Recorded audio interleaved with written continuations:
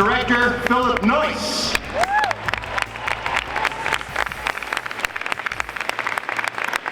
He plays Ted Winter, Salt's friend and colleague, eventual pursuer. Liev Schreiber, everybody.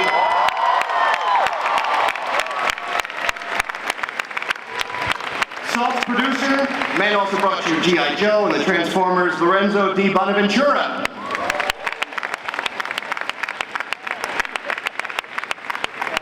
And lastly, Evelyn Salt herself.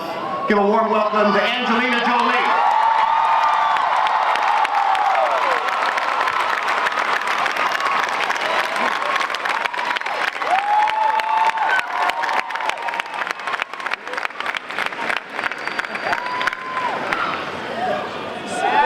I'll get the conversation started, and then if we have some time, we'll open up questions to the audience. How about that? Lorenzo, let's start with you, as we should, with the producer. How did you first come across this project, and what attracted you to it? 7 years ago, I read a spec script by Kurt Wimmer that just had this great character with this great internal dilemma. And it took a long, long time to get this made, but eventually, we got it made with the exact right person.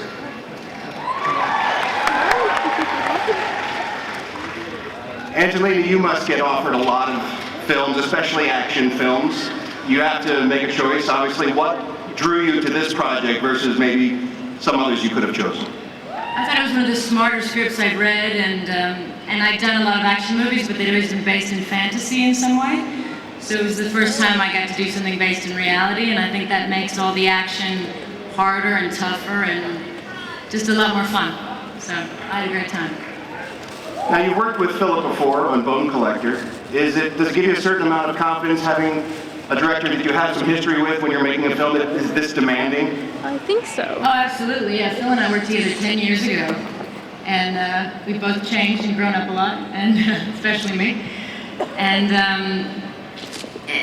I knew Philip's one of those rare directors that takes story very seriously and research very seriously, and so he makes a great, smart, proper dramatic film, and at the same time loves and understands the big action sequences and all the big fun of these type of movies. So it's rare that there's that balance. Usually these types of films are one or the other, and because of Philip, this film is both, and I knew that with him it would be that. So Philip, I think one of the strong suits of many of your films is casting. What was it like working with Liev and Angelina, and what did they bring to the film? Well, Angelina brings, as we know, an extraordinary acting ability combined with an amazing athleticism. But it's not the athleticism that makes those stunt and fight sequences so dynamic. It's her acting ability, because it's make-believe, but she makes you believe it. And Liev is, I think, one of the greatest living American actors.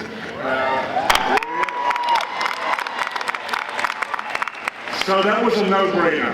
They were both no-brainers, really, and reason to get up in the morning and go to the studio. Liev, what are the challenges a film like this presents for an actor versus something that's maybe more actor-driven, something that's more dramatic when there's this physical? I'm under the very misguided impression that everything is actor-driven.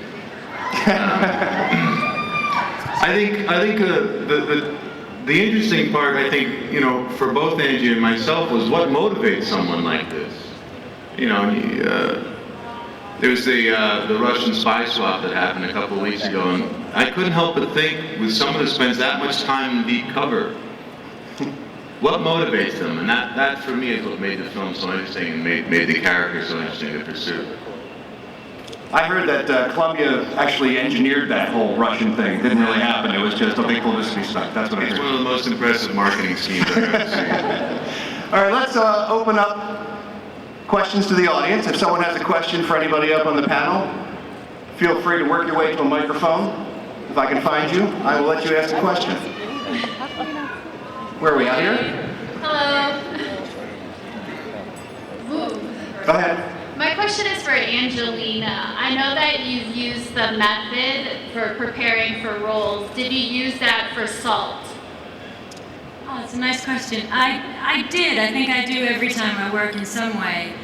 The method is so much about getting back to your memory and using your sense memory, and so for any kind of emotional scene, funny enough, there were some kind of good heavy scenes in this, and to kind of pull from things that kind of tear at my soul and move me, and there was that opportunity for this.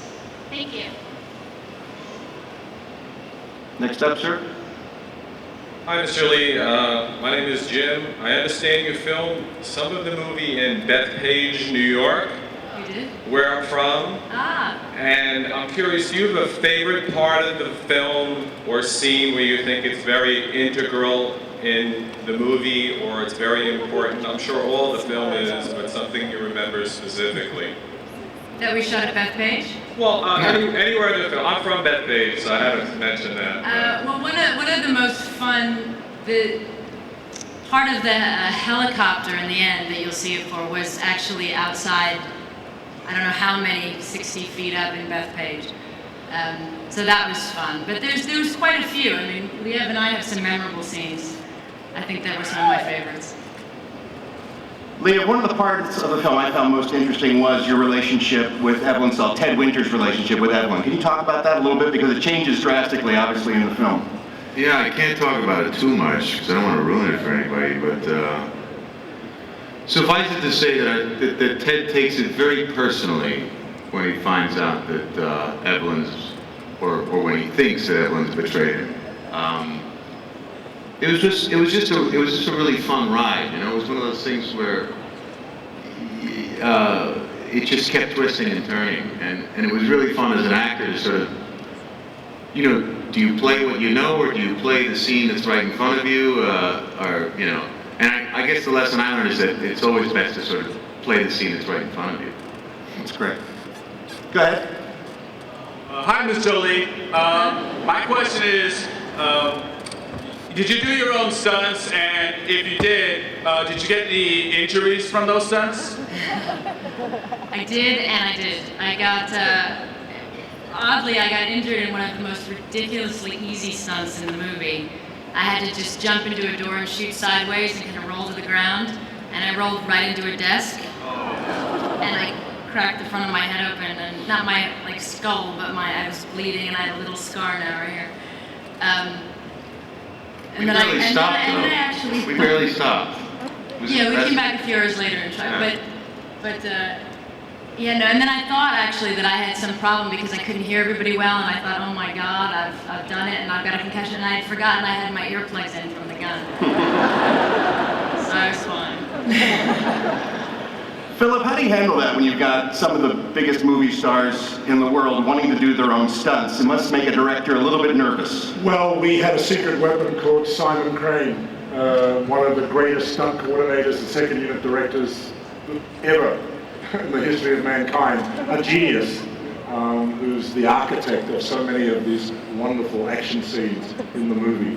And he knows Angelina's strengths and he knows her limitations. So he lets it go right up to the edge. When he says no, she knows she shouldn't go over the edge.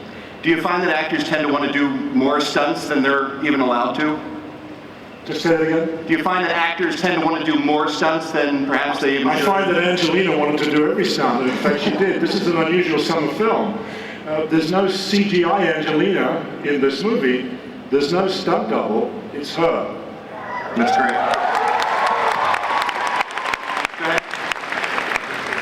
Hi, my question is for Angelina. Hi, I was wondering, you said you did a lot of fantasy action and you wanted to try reality action. I wanted to know what was the first thing that grabbed you, your interest in saying, I want to do this part? Well, part of it is that I love doing action and I love doing dramatic films, and I've never really been able to combine them. As for action, it's sometimes, you know, I